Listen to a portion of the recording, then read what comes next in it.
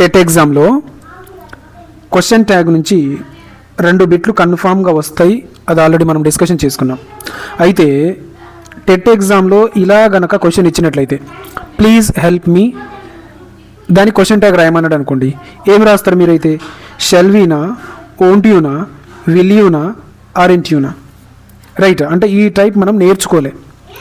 అయితే ఇటువంటి వాటికి ఆన్సర్ ఏమొస్తుందంటే విల్ యూ అనేటువంటిది ఆన్సర్ అవుతుంది. ఇది ఆన్సర్ వస్తుంది. ఎందుకంటే ఏదైనా క్వశ్చన్ ట్యాగ్ ఇచ్చేటప్పుడు అది ప్లీజ్ తోటి కనుక స్టార్ట్ అయితే, అంటే ప్లీజ్ తోటి స్టార్ట్ అయితే విల్ యూ అనేటువంటిది ఆన్సర్ అవుతుంది. ఒకవేళ వర్బ్ తోటి స్టార్ట్ అయితే అప్పుడు కూడా విల్ యూ అవుతుంది. ప్లీజ్ తోటి అయినా విల్ యూ, వర్బ్ తోటి అయినా విల్ యూ.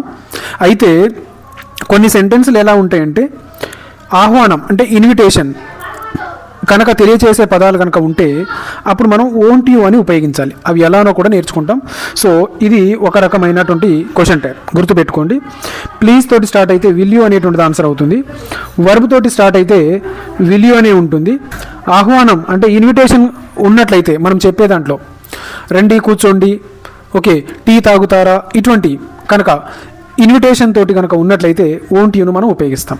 సో ఇంకొన్ని బిట్స్ మనం ప్రాక్టీస్ చేద్దాము. రైట్. సో గమనించండి. నెక్స్ట్ది ఓపెన్ ద విండో. ఇది దేనితో స్టార్ట్ అయింది? ఓపెన్. ఓపెన్ అంటే వర్బ్ తోటి స్టార్ట్ అయింది. సో వర్బ్ తోటి స్టార్ట్ అయితే ఆన్సర్ ఏమవుతుందంటే విల్ యూ అనేటువంటిది ఆన్సర్ అవుతుంది. సో ఇది ఆన్సర్ అవుతుంది. జనరల్గా గమనించండి, ఓపెన్ ద విండో అంటే అది కమాండ్. రైట్. కమాండ్ కాబట్టి కమాండ్కు సంబంధించిన వాటికి మనం విల్ యూ అని ఉపయోగిస్తాం. మీకు ఈజీగా అర్థం కావడం కోసం వర్బ్ తోటి స్టార్ట్ అయితే లాజిక్ ఏంటిదంటే వర్బ్ తోటి స్టార్ట్ అయితే విల్ యూని మనము ఉపయోగిస్తాం. నెక్స్ట్ ఇంకొక బిట్ చూద్దాము. Come in.